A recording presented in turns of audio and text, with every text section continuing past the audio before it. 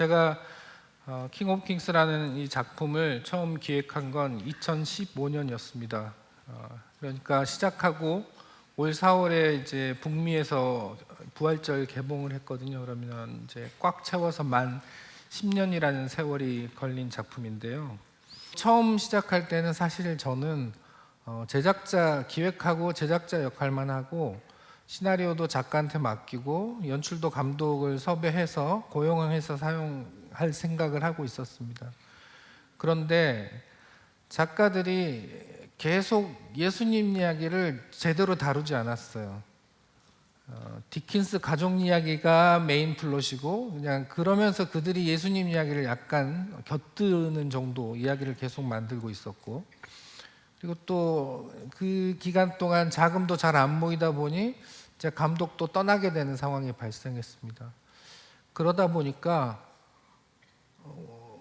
제가 할 수밖에 없는 상황이 됐어요. 그러니까 제가 처음부터 하고 싶어서 이거 반드시 내가 해내야지 이런 생각이 아니라 상황이 저를 그렇게 만들었습니다.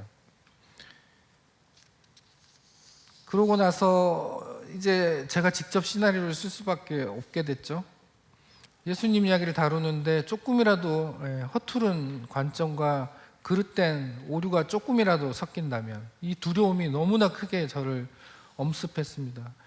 그러다 보니 창작자로서의 압박감은 어마어마하게 저를 짓누르고 있고, 또 현실은 제작비를 구할 수 없는 난관이 계속 반복되는 상황이 저를 너무 괴롭게 했던 거죠. 뭐 자금 구하는 것도 어려운데 제일 큰 어려움에 제가 거의 좌절했던 순간이 팬데믹 상황이 터졌을 때였어요.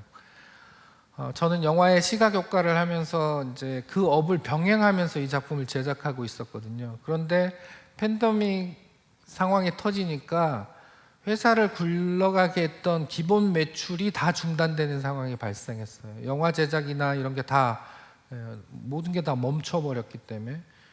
그래서 제가 그때 당시에 선택한 거가 회사의 지분의 상당 부분을 팔게 되고 그 돈으로 이 제작비와 회사 운영의 자금을 확보하는 선택을 하게 됩니다. 그래서 제가 설립하고 30년 가까이 끌고 왔던 회사의 일대주주 지분을 그때 이제 지위를 포기하고 합류를 했죠. 합류하면서 약속을 받았습니다. 이 작품을 완성을 보장해 달라. 그리고 그 약속을 받고 들어갔는데 약속을 지키지 않았습니다. 그분들이. 그때 굉장히 큰 좌절이 있었고, 그 다음에 저한테 남아있는 지분을 사줄 테니까 회사를 떠나라는 요구를 합니다. 그때가 아마 저한테 이 작품을 제작하는 데서 가장 큰 어떤 순간이었던 것 같은데요. 여기서 액수를 밝힐 수는 없지만 그 지분을 제가 팔고 나가면 사실 노후를 보장받을 수 있는 상당히 큰 액수였어요. 먹고 사는데 아무 지장이 없는 거죠. 그리고 그렇게 제가 떠나면 제가 이제 이 작품에 대해서 법적으로도 아무런 책임을 지지 않을 수 있었습니다. 이 작품이 완성되지 않아서 뭐 기존의 투자자들이 문제 제기를 하더라도 이제 그 회사의 책임인 거지 제 책임은 아닌 거예요. 근데 그렇게 떠나고 나면 이 작품은 아무도 완성하지 않을 게 너무나 자명했습니다. 그때 제가 그런 생각이 들었죠. 제가 언젠가는 결국은 주님 앞에 서게 될 텐데 주님이 너 뭐 하다 왔어? 이런 질문을 하실 거고, 저 그 지분 정리한 돈으로 되게 잘 먹고 잘 살다 왔습니다. 그런 대답을 제가 해야 되는 건 말이 안 되는 거잖아요.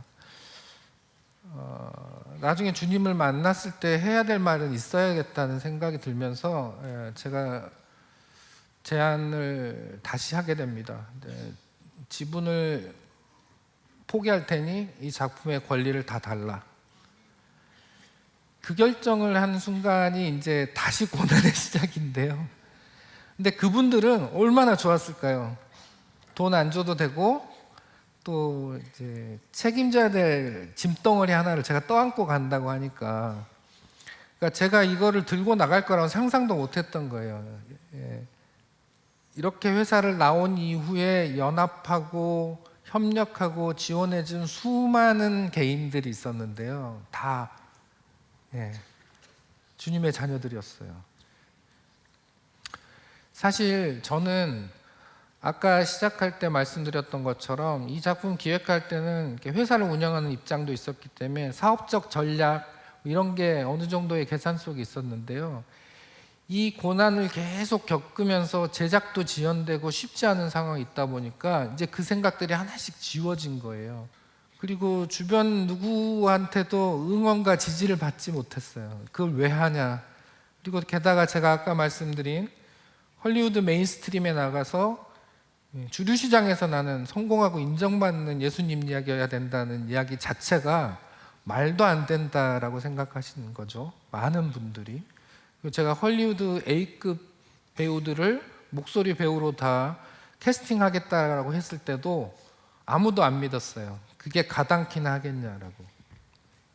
그런데 그런 일이 하나씩 현실화됩니다.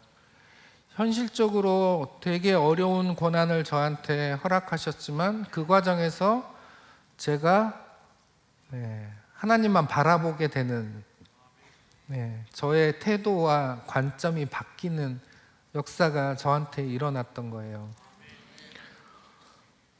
저는 이 작품이 완성되는 과정에서 이제 어떤 분이 그런 말씀을 하시던데, 제가 영화를 만드는 동안 주님이 저를 만들어 가셨군요, 이런 표현을 하시더라고요. 근데 그게 맞습니다. 이전에 저는 크리스찬이었지만 머릿속에 다른 게 많이 들어차 있는 크리스찬이었어요. 이전에는 제가 의식했어요. 누군가가 나를 볼 텐데에 대한 의식. 그렇게 보여지기 위한 행위로서의 신앙생활이 저한테 어느 정도는 있었거든요. 인정받고 싶은 마음도 있었고, 거기서부터 벗어나는데도 이 작품의 제작 과정이 저한테는 굉장히 의미가 있었습니다. 그리고 시나리오를 쓰면서 도대체 예수님을 어떻게 표현해야 될까에 대한 고민이 정말 많았어요. 어떻게 95분이란 시간 내에 예수님을 다 담을 수 있겠습니까? 불가능합니다. 만약에 이제 예수님 이야기를 제가 탄생부터 부활까지를 다 다루자라는 마음이었는데요. 그거를 성경에 묘사된 대로만 쫓아가기만 해도 최소한 10시간짜리, 아무리 축약하려고 해도 4-5시간짜리가 됐을 겁니다. 불가능한 일이죠. 그래서 어디서부터 시작해야 되지? 동정녀 마리아부터 출발을 해야 될까? 그리고 예수님이 사역을 처음 시작하신 첫 기적이 가나 혼인잔치에 물을 포도주로 만드는 기적을 하셨는데, 그게 또 신학적으로 얼마나 큰 의미가 있는지 모르지 않기 때문에, 그렇게 이제 생각하다 보면 답이 없어지는 거예요. 그리고 예수님의 정말 중요한 가르침의 상당 부분은 비유와 은유로 말씀하신 것들이 있어요. 근데 제 목표는 어린아이들과 비신자들이 이해할 수 있어야 되고 어려워하지 않아야 된다가 기준이었기 때문에 그 관점에서는 그렇게 다룰 수 없었습니다. 그런 것들이 다뤄지지 않음에도 불구하고 복음의 핵심이 전달돼야 되려면, 그렇다면 무엇을 추려야 될 건가, 이 기준을 저는 찾아야 했습니다. 그래서 기준을 제가 생각을 했어요. 그게 뭐였냐면, 저는 성경의 첫 줄부터 마지막 줄을 딱 한 단어로 완전히 압축한다면 그게 뭘까? 저는 그게 사랑이라고 생각했습니다. 하나님이 저희를 지극히 사랑하시는 마음으로 창조하셨을 거예요. 그랬기 때문에 오래 참고 오래 지켜보고 인내하셨고 기회를 계속 주셨습니다. 그럼에도 불구하고 저희 스스로 아무것도 할 수 없다는 결론을 내리시고 육신의 몸으로 직접 오셔서 자신을 온전히 내어주셔서 저희를 구원하셨어요. 말을 이렇게 하지만 이건 상상할 수 없는 사랑입니다. 네. 만물을 주관하시고 창조하신 절대자가 직접 와서 스스로를 희생시키셨어요. 완전히 내어주셨습니다. 그 선택은 누가 어떻게 저희가 이걸 감히 상상할 수 있을까요? 저는 불가능할 거라고 봅니다. 가늠할 수 없습니다. 그래서 저는 월터라는 어린아이가, 그리고 이제 이 영화를 볼 관객들이 월터의 관점과 시점으로 주님을 경험하게 되죠. 그분의 탄생을 지켜보고 주님의 성장하심을 보고 주님의 사역이 어떻게 시작되는지를 보고 결국은 주님이 온전히 내어주시는 희생을 통해서 나를 구원하셨구나, 그것은 사랑이다. 이 영화를 통해서 그 느낌이 전달될 수만 있다면 그렇다면 성공이다, 이렇게 생각을 한 겁니다. 그래서 그 기준 하에서 에피소드들과 이야기들을 꾸려나가기 시작했어요. 추리돼 파편화되지 않고 이렇게 유기적으로 하나의 흐름처럼 이야기를 꾸려야 했기 때문에 이제 중요한 기적 몇 개를 제가 선택하게 됩니다. 첫 기적이 영화상에서는 장님의 눈을 뜨게 하는 장면이죠. 이 영화 시작할 때 무덤에서 시작합니다. 그리고 잠든 자들을 깨우면서 끝나요. 월터가 누나랑 형이 잠들어 있는데 깨우고 예수님 이야기를 막 들려주면서 영화가 끝나거든요. 우리 무덤 앞에서 울부짖는 스크루지로부터 시작하죠. 제발 좀 다시 한번 기회를 달라고. 저희는 아직 살아있지만 구원받지 않은 상태는 이미 죽은 것과 다를 바 없어요. 뒤늦게 후회하고 울부짖은들 방법이 없습니다. 그리고 우리는 잠들어 있는 자와 같아요. 그런 관점에서 저희들은 눈먼 자였던 거예요. 영적으로 완전한 장님이었잖아요. 주님이 저희 눈을 뜨게 하셨습니다. 선지자들 그리고 사도들도 많은 이적을 행하셨어요. 죽은 사람을 살리는 이적도 심지어. 하지만 성경 전체를 통틀어서 눈먼 자의 눈을 뜨게 한 기적은 예수님만 하셨어요. 그래서 저는 이게 첫 기적으로 선택되어줘도 된다라고 생각을 하고 시작을 한 겁니다. 그리고 귀신 들린 자로부터 해방을, 중풍병자를 일으켜 세우는 것, 다 그런 구원의 상징, 구원의 역사하심을 상징하는 기적들을 제가 선택을 한 거예요. 이 영화는 성경을 고지고대로 묘사하는 목적으로 만들어진 게 아닙니다. 어린아이들과 비신자들한테 예수님이 어떤 분인지를 알려주자는 목적이에요. 그 관점에서 한번 생각해 보세요. 이 영화를 볼 어린아이와 비신자들의 관점에서 보시면, 자, 어려워서 안 된다는 얘기 말씀드렸잖아요. 그러면 일단 신학적 용어를 쓸 수 없습니다. 여기서 막 대속 뭐 이런 이야기 쓰고, 삼위일체를 이야기를 하고, 사실 삼위일체를 제대로 설명하자고 하면 그것만으로도 상당한 노력을 기울여야 돼요. 근데 제가 복음의 핵심을 설명을 해야 됐기 때문에 그 6월절 파트를 언급 안 할 수가 없었고, 창세기 부분을 언급 안 할 수 없었기 때문에 영화의 묘사를 합니다. 그런데 그 두 파트를 제가 시나리오를 완성하는데 수개월이 걸렸어요. 왜 수개월이 걸렸냐면 그 내용은 이미 결정돼 있었는데 대사를 수십 번 다시 썼습니다. 이렇게도 쓰고 저렇게도 쓰고, 이 내용이 맞는지 저 내용이 맞는지. 게다가 또 문제가 뭐가 있냐면, 제가 처음에 시나리오를 한글로 쓰지만 이 영화는 영어로 제작될 거였거든요. 그러니 다시 한번 영어로 표현돼야 되는 큰 산을 한 번 더 넘어야 됐습니다. 근데 이게 하나님께서 일하시는 방식이 되게 재밌으세요.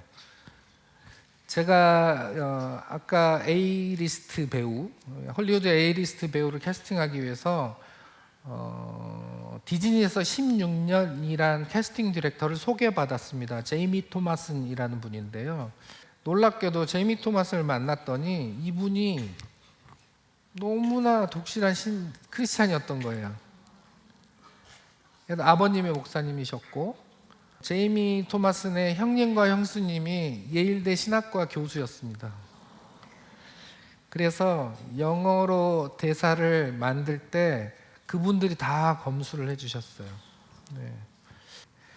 많은 것들을 저는 성서 안에서, 복음의 중심 안에서 이야기를 전달하려는 노력을 정말 많이 했습니다.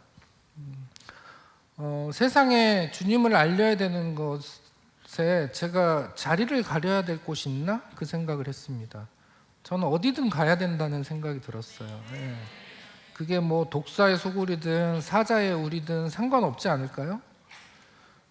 제가 다음 주에 그 원불교에서 우리 영화를 상영합니다.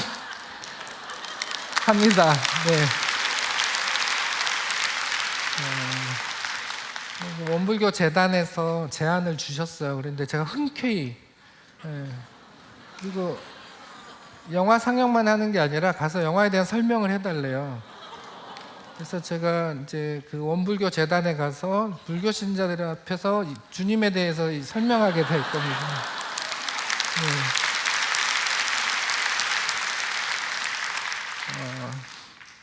저는 킹 오브 킹스를 통해서 믿지 않으시는 분들이 관심을, 주님을 조금이라도 알아보고 싶은 마음이 들기를 바랬어요.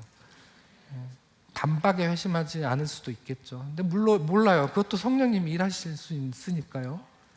하지만 씨앗이 뿌려질 겁니다. 그리고 시간이 걸릴지언정 그 싹이 틔어질 거예요.